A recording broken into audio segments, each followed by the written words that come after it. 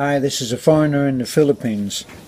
Well, we get lots of comments, we get lots of messages, we get lots of advice, we get lots of everything, good, bad and the ugly. Okay, but what I always think is that sometimes a good message, a sensible, wise message, wise words can come from someone who might be a complete and absolute idiot and a waster.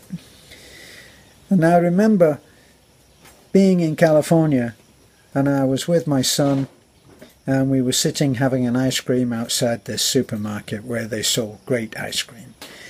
And I watched this man coming towards me, and he had been talking to other people on the way towards me, and he obviously was asking for money. And he came straight over and he asked me, do you have some change? Do you have a dollar or some change? And he's a panhandler, and I know that he is quite well dressed, quite an intelligent, articulate man when he spoke to me. And I said, no, I don't. He said thank you politely, and then several people all going into the supermarket. All right, so they're all going in there. Now, was he embarrassed about having been seen asking someone for money? No, went straight to the woman that was coming up closely behind, and he repeated his thing. Excuse me, ma'am, could you let me have some spare change? And she said, no, I can't. Straight away he said thank you, very politely, and he moved on to the next one. And he did that until somebody gave him some money. And I looked at that and I thought, what is there to learn about this? And what there is to learn is that it's about, life often is about a numbers game. It's a numbers game. It's how many times that you can try, fail, get knocked down, get beaten up, and yet still continue to come back and try again with the same, and that is the key, I think. And I like to look at people's, famous people's success stories. And the one about KFC, Colonel Saunders, he apparently failed thousands of times going in and talking to people who had restaurants and talking them into his secret recipe. He has a secret recipe for his KFC. And he was turned down time and time again. And the figure I read was 7,000. That was a true figure or not, it doesn't really matter. But it probably is true that it was thousands of times that he was turned down. Now, the fact that he didn't give up is pretty obvious.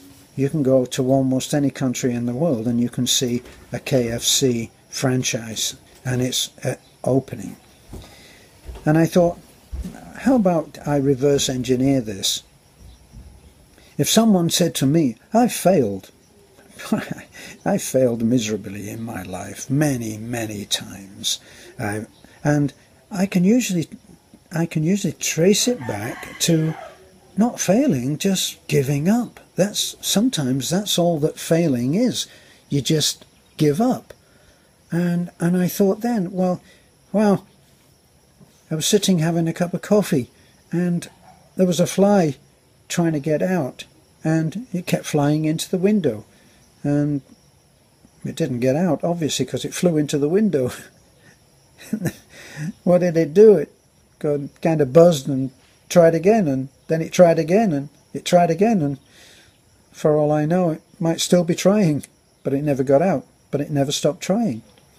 And the thing is that the easy part is in giving up. No matter what you try to do, it's going to have a huge amount of failure involved. So one of the things that you have to come to terms with is failure. So, if we reverse engineer that for a moment, and we say, okay, let's take Colonel Saunders, and let's say that he was refused 7,000 times before somebody took him on and made him probably one of the richest men in the world. Let's reverse engineer it and say, how can we put that to us? And how can we put it to us? 7,000.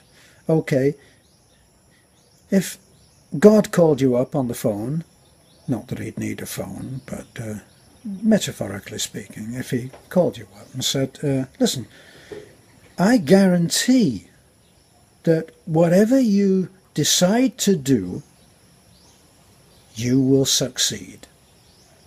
That's the good news.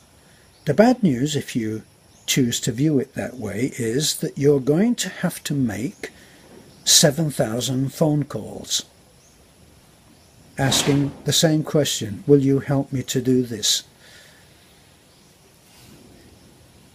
If you knew that you only had 7,000 calls to make, what would you do? You get on the calculator and you say 7,000 divided by 300, that's how many I have to make in a day. If it's 365, that's how many I have to make every single day. And boy, in a year's time, I'm going to be a total success. Give me the phone.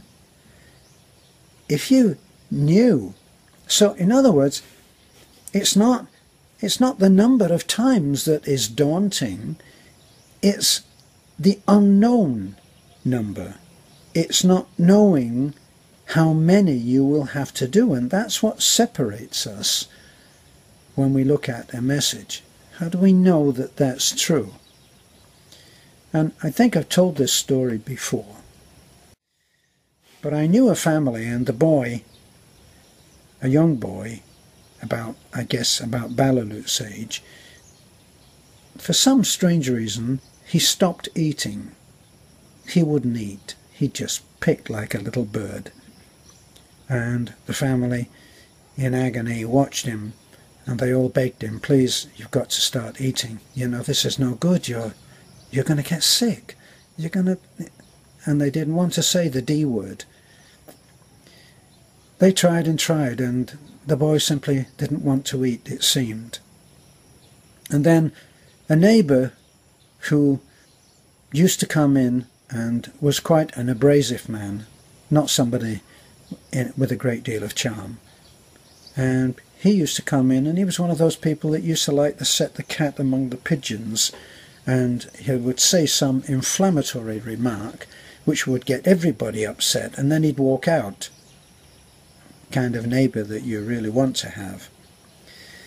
And one day he came in and he looked at the boy, and he saw that the boy was getting thin, and he saw that the boy was sitting at the table with a plate full of food in front of him, and he wasn't eating. And he said, you know, you can stop eating and you can die. And then he went on his merry way. Well, it just shows that, like I said in my opening statement, that sometimes the right message can come from a real idiot. Somebody who doesn't actually know the value of the message that he's giving, because the boy suddenly started eating. And years later I met that boy, and he was a grown-up man, and I said, what happened? And he told me the story that I've just told you. He said, when, I don't know, Joe, let's call him Joe. When Joe said that to me, he said, I suddenly realized, yes, I could die. And I started eating. So sometimes, like the panhandler who was just going from one to another, playing his numbers game, that's really what it takes. Not the quality of the messenger, but the quality of the message. So the next time you are tempted to judge, well, why should I listen to that guy? What does he know? He's a jerk, he's a loser. That loser might be giving you a diamond of information. So I guess most of the time, idiot or not, we have to be paying attention if we're going to learn something. Just a thought. I hope it helps. This is a foreigner in the Philippines. Talk to you soon.